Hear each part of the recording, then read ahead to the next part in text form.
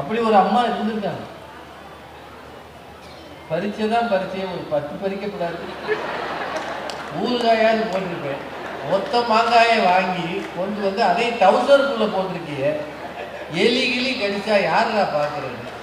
அப்படி திட்டாம 10 மாங்காய் 15 மாங்காய் கொண்டு வாடா, எங்கே இருக்குன்னு சொல்லு, நான் வேணா இந்த பக்கம் நிற்கிறேன், நீ பறிச்சு பறிச்சு போடு. இப்படி இருக்காங்கல்ல. ஒரு தாயின் நேர்மை தலைமுறைகளை தாண்டி ஒரு பிள்ளையை பேச வைக்கிறது. அது எவ்வளவு பெரிய விஷயம் ஐயா. இஸ்ரோ சிவன் வரைக்கும் போயிருக்கிறாங்க. நல்லா பேசுறாங்களா இல்லையா? நான் ஏன் இதை அடிக்கடி கேட்கிறேன்னா, நீங்க கொடுக்குற பாராட்டும் கைத்தட்டும் தான் வந்திருக்கிறவங்களுக்கு பெரிய வெகுமதி. ரொம்ப சிரமப்பட்டு இந்த காஞ்சிபுரத்துக்கு மதுரையிலிருந்துலாம் வர்றதுக்கு நேரடி வழி இல்லை. செங்கல்பட்டு வரணும், இறக்கி விட்டுறாங்க. அப்புறம் காஞ்சிபுரம் போகணும்னா போ அப்படின்றான். அப்புறம் ஒரு வண்டியை எங்கேயே பிடிச்சி தட்டு மாதிரி வந்து ரொம்ப கஷ்டமான டிராஃபிக்ல எல்லாம் வந்து ஒரு நாள் லீவை போட்டு அங்க போய் ஒரு உண்மையை சொல்லி, அக்கா மகனுக்கு கல்யாணம் நடப்பதால் நான் சென்னை வரை போய் வருகிறேன். யூடியூப்ல வரும்போது அவங்க கண்டுபிடிச்சிருப்பாங்க, அக்கா மகனுக்கு கல்யாணம் நடக்கிற யூடியூப்ல வருது. டேட் வந்துச்சு, கதை முடிஞ்சிச்சு. குடும்பத்தை பத்தி ரொம்ப கம்பீரமா பேசியிருக்கிறாங்க. இவ்வளவு தொலைவு பயணம் பண்ணி வருவதே மக்களை சந்திப்பதற்கும் தமிழில் கொஞ்ச நேரம் உரையாடுவதற்கும் தானே தவிர வேறு ஒன்றும் இல்லை. கடைக்கு போனது, காமாட்சி அம்மனை பார்த்ததெல்லாம் சைடு எல்லாம் பெல் அடித்து உட்கார வைக்க எனக்கு கஷ்டமா இருக்கு. விட்டா 50 நிமிஷம் 1 மணி நேரம் பேசுவாங்க. நமக்கு பிந்தி தொடங்குனதுனால சீக்கிரம் முடிக்க வேண்டியிருக்கு. ரொம்ப கம்பீரமா பேசிய திருமதி கவிதா ஜவஹர் அவர்களுக்கு எல்லாரும் சார்பிலும் பாராட்டுகள். குடும்பமாவது சமுதாயமாவது ஏதாவது இருந்துட்டு போட்டுப்பா, பசிக்குது. நீங்க வாட்டு விடிய விடிய பேசுறீங்க, இதுக்கெல்லாம் ஒரு எண்டு காடே கிடையாதா அப்படின்னு ஒரு சிலர் நினைச்சு எந்திரிச்சிட்டாங்க. பட்டிமன்றங்கள் அது எப்பவுமே உண்டுதான். நடுவராக இருக்கிறவர் என்ன பேசினாலும் யாரும் கண்டுக்க மாட்டாங்க. பேச்சாளர்கள் பேசி முடிச்சு, நானும் திருமதி பாரதி பாஸ்கர் பேசி முடிச்ச உடனே கூட்டம் அப்படி மெல்ல சலசலக்கும். ஐயா சொல்வார், போறவன் போ, இருக்கிறாள் இரு அப்படின்னு பெருந்தன்மையா தமிழறிஞர் சாலமன் பாப்பையார் சொல்வார். இப்போ நானோ அந்த அம்மாவோ மேடைகளில் வளர்வதற்கு இந்த அளவு வந்திருக்கிறோன்னா அதுக்கு பெரிய காரணம் தமிழறிஞர் சாலமன் பாப்பையார் தான். நாங்கள் பேசும்போது கைத்தட்டல் விடும், கூட்டம் நம்ம வந்தோடனே ஓ அப்படின்னு.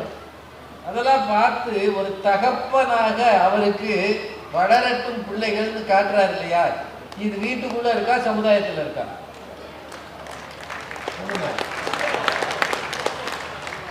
இல்லை, நான் கேட்குற கேள்விக்கெல்லாம் மட்டும் சொன்னாதான் சீக்கிரம் முடிப்பேன்.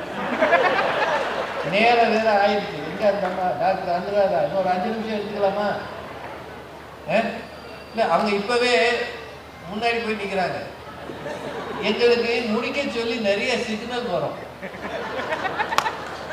சில பேர் சைடில் வந்து நிற்பாங்க, சில பேர் சீட்டு கொடுத்து விடுவாங்க. இந்த கட்சி கூட்டங்கள்லாம் பார்த்துருக்கீங்களா? கத்தி கதறிக்கிறப்ப அண்ணன் அப்படின்னு அவங்க சீட்டு கொடுத்து உரத்துறாரு. நான் இப்பதான் அண்ணன் ஆரம்பிச்சிருக்கேன், இங்க அண்ணனாலும் கத்திருக்கேன் போனா. இன்னும் சில இடத்துல தண்ணியை கொண்டாந்து வைப்பாங்க. நீங்க குடிச்சிட்டு பேசணும்னு அர்த்தம் இல்லை, குடிச்சிட்டு போயிடு அப்படியே. அந்த காலத்துல எல்லாம் சோடா வைப்பாங்க, இப்ப தண்ணி. அது மாதிரி இல்லாம அவங்க நேரம் எதிர வந்து நிக்கிறாங்க. எனக்கு பார்த்தோன்னே பயமா போச்சு. இறங்கியா கீழன்ற வாங்கலாம். இங்க 2 பேர் பேசினது ஒரு 5 நிமிஷமாவது பேசினாக்கா ஓரளவுக்கு தெரியும். சமுதாயம் நம்முடைய உறவில பொறாமைப்படுவதில்லை, ஆனால் கைத்தட்டி பாராட்டி ஆரவாரம் செய்கிறதுன்னு கவிதா ஜவஹர் சொன்னாங்க இல்லையா? அது எங்க வாழ்க்கையிலே நடந்தது. இன்னைக்கும் சமூகம் தான் நம்மளை உயர்த்துச்சு. நான் என்னோட 20 வயது வரை சென்னை மாநகரத்துக்கு வந்ததில்லை, பெருநகரங்களை பார்த்ததே இல்லை. காலேஜெல்லாம் படித்து முடிச்சு ஒரு வேலைக்கு போயிட்டேன், சாதாரண வேலை தான். அது வரைக்கும் மெட்ராஸ், நல்ல மெட்ராஸ்ன்னு சினிமாவில் பார்த்தனே தவிர ஒரு நாளும் நான் சென்னை மாதிரி நகரத்துக்கு போனதில்லை. இன்னைக்கு இவ்வளவு பேருக்கு அறிமுகமாகி இந்த போராட்டம் இந்த பட்டிமன்றத்தில் பேசுறது, உடனே ஒருத்தர் பேசுவார், பேசியே இப்படி வந்துட்டாங்க அப்படின்னு சொல்லுவாங்க. என்னதான் பேசுறாங்க, பேசிக்கிட்டே தான் இருக்காங்க அப்படின்னு 2 பேர் சொல்லுவாங்க. ஆனா அறிமுகம் இருக்குல்ல, தமிழ் மக்கள் வாழுகிற இடங்களெல்லாம் ஏதோ ஓரளவுக்கு ஒரு 5% தமிழர்களுக்கு நம்மை தமிழ்தான் அறிமுகம் செய்து வைத்திருக்கிறது, அடையாளம் காட்டியிருக்கு. அந்த சமூகம் தானே அதை காப்பாற்றிருக்கு.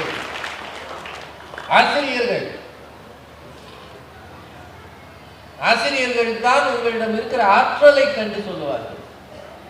தம்பியெல்லாம் ஒரு வீட்டில் சாதாரண குடும்பத்தில் இருந்தவரை யாரோ ஒரு குரு அப்படியே கொண்டு வந்து இன்னைக்கு அந்த குடும்பத்துக்கு ஒரு விளக்கு மாதிரி இந்த பிள்ளையை கொண்டு வந்திருக்காங்கன்னா காரணம் நல்ல ஆசிரியர்கள் தானே. நீங்க ஒவ்வொருத்தரையும் உங்களை கேட்குறேன், ஒரு 50 வயசு 40 வயசுக்கு பிறகு உங்க வாழ்க்கையை திரும்பி பார்த்தீங்கன்னா உங்க அப்பா, சித்தப்பா, மாமா அவங்க எல்லாரும் பற்றியும் ஒரு நினைவு இருக்கும். இதை தாண்டி வெளியில் இருக்கிற யாரையோ நீங்கள் நினைத்து பார்க்கிறீர்கள் என்றால் நிச்சயம் அவர் உங்கள் ஆசிரியராகத்தான் இருப்பார். ஒரு நேரம் ஒரு தப்பு பண்ணப்போ கிட்ட வந்து காதை அப்படி முறுக்கி, டேய் உன்னை எனக்கு ரொம்ப பிடிக்கும்டா, அடிக்க விட்டுறாதடா. இதெல்லாம் நான் சொல்றது அந்த காலத்துல, இன்னைக்கு இல்லை.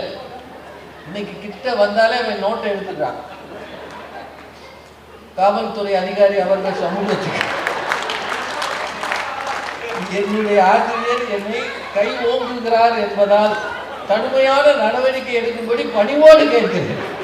அந்த பணிவோடு வாத்தியார்கிட்ட பேச மாட்டேங்கிறான். அதனால இப்ப இல்லை, அந்த காலத்துல கிட்ட வந்து உன்னை எனக்கு பிடிக்கும்டா, பெரியாளா வருவடா, வரணும்டா, உங்க அப்பா மாதிரியே இருக்காதடா, உங்க குடும்பம் சாதாரண குடும்பம்டா, 4 பேர் உன்னை பார்க்கணும். நான் இன்னைக்கு நினைவில் வச்சிருக்கிறேன் என்னோட ஆசிரியரை. SSLC அப்போல்லாம் எங்களுக்கு 11ஆம் வகுப்பு முடிச்சுட்டு வெளியே வரும்போது கடைசி நாள் ஃபேர்வெல், ஆளுக்கு 1 ரூபாயோ 2 ரூபாயோ போட்டு நாங்கள் ஒரு 40-45 பேர், எங்கள் வகுப்பில் 40-50 பேரோ ஒரு ஃபேர்வெல் பார்ட்டி நடத்தி எங்கள் வாத்தியாருக்கு ஒரு சின்ன பேனா வாங்கி கொடுத்தோம். கொடுத்துட்டு ஒரு அந்த காலத்துலலாம் மொபைல் கிடையாது, செல்ஃபி கிடையாது, ஃபோட்டோ எடுக்கணும். ஒரு ஃபோட்டோகிராஃபரை கூப்பிட்டு வந்து, சார் நம்மளாம் ஃபோட்டோ எடுக்கணும் சார். அப்போ அவர் சொன்னார், எதுக்குடா சார்? இதை நாங்கள் ஞாபகமாக வச்சுக்குவோம் சார். நீ காலேஜுக்கு போனோன்னே வேறு யாராவது ஒரு பொண்ணு பின்னாடி போவையே, அந்த ஃபோட்டோவை வச்சுருப்பியா, என் ஃபோட்டோ வச்சுருப்பியா? நாங்கள் எப்படி நிமிர்ந்து பார்த்தோம். ஆமாடா, நான் சொல்கிறது உண்மை. என் ஃபோட்டோவை இந்த PUC சேர்ற வரைக்கும் வச்சுருப்பேன். அப்புறம் அங்கே வேறு வாத்தியார் வருவார், என்னை தூக்கி கீழே போட்டுருவார். நான் உனக்கு ஒன்று சொல்லவா, நீங்கள் எல்லாரும் படித்து வேறு கல்லூரிக்கு போய் வேலைகளுக்கு போய் 4 பேர் அறிந்த பெரிய மனுஷனாகிட்டு திரும்பி வாங்க, ஓம் கூட நான் ஃபோட்டோ எடுத்துக்கிறேன். அவர் சொன்னது இன்னும் எனக்கு ஞாபகம் இருக்கு. அவர் என் கூட இன்னமும் பேசிக்கிட்டு இருக்கிறார். நல்ல மனிதர், ரொம்ப வயதாகிடுச்சு. என்னோட அப்பப்போ பேசுவார். தம்பி நான் உங்கள் ப்ரோக்ராம் பார்த்தேன்னுவார். நான் சொல்லுவேன், அதுக்கெல்லாம் காரணம் நீங்கள் சொன்னது தான் சார் அப்படின்வார். எங்கள் வீட்டு திருமணத்தில் வரும்போது ஃபோட்டோ எடுத்துருக்கோம். தனியாக இருக்கிற அளவு நான் இன்னும் வளரல. சமூகம் உங்களை உயர்த்தும், உயர்வுக்கான இடங்களை தரும். பிரஞானந்தான ஒரு பையன், சாதாரண மிடில் கிளாஸ் குடும்பையா, இன்னைக்கு பிரதமரோடையும் முதலமைச்சரோடையும் போய் நிற்கிறான்னா அந்த உயரங்களை அவனுக்கு தந்தது இந்த சமூகம். அவனுடைய விளையாட்டு திறன், சதுரங்க போட்டியில் அவன் சாதித்த சாதனை அப்படின்னா சமூகம் தானே. சரிதானுங்க? இல்லையா? நீங்களே சொல்லுங்க. சிவன், இஸ்ரோ சிவன், அவங்க வீட்டில் ஒரு அண்ணன் தான் அவர் படிப்புக்கு உதவினாருன்னு அவங்க சொன்னாங்க. மேடம், இஸ்ரோ சிவன் வந்து குமுதம் பத்திரிகையில் ஒரு நாள் பேட்டி கொடுத்திருந்தார். இந்த சந்திரயான் 1 2 அது தோல்வியானது தான். அப்போதான் அவர் குலுங்கி அழுதார். அந்த காட்சியை டிவியில் பார்த்துருப்பீங்க. அப்போ அவரை பற்றி ஒரு பேட்டி சொன்னாங்க. அந்த பேட்டியில் அவர் சொன்னது, நான் இளம் வயதில் பேசுவதற்கு தயங்குவேன், ஏன்னா எனக்கு வார்த்தைகள் திக்கும், கொஞ்சம் திக்குவாயாக இருந்தது. அப்போ என்னுடைய வகுப்பாசிரியை, ஒரு லேடி, ஒரு டீச்சர் பேர் அவர் போட்டிருந்தார், எனக்கு மறந்து போச்சு. வகுப்பாசிரியை வகுப்பிலே புத்தகத்தை எடுத்து என்னை வாசிக்க சொல்வார். நான் வாசிக்க ஆரம்பித்த உடனேயே வகுப்பறையே சிரிக்கும். ஏன்னா என்னால் வாசிக்க முடியாது, எனக்கு கேவலமா இருக்கும், கோபமா வரும் மிஸ் மேல. ஆனாலும் எங்க மிஸ் திரும்ப திரும்ப என்னையே தான் வாசிக்க சொல்வார். ஒரு நாள் 2 நாள் ஆன பிறகு எங்க மிஸ் சொன்னார், டே பயலுங்களா, அவன் வந்து வாசிக்க பழகணும்னு தான் அவனை தினம் வாசிக்க சொல்றேன், நீங்க சிரிக்க கூடாது, அமைதியா இருங்கன்னு சொன்னார். அப்படி வாசித்து தான் எனக்குள்ளே வாசிக்கும் திறனும் வந்தது, தன்னம்பிக்கையும் வந்ததென்றால் அதற்கு முழு காரணம் என் வகுப்பாசிரியர் சொல்லி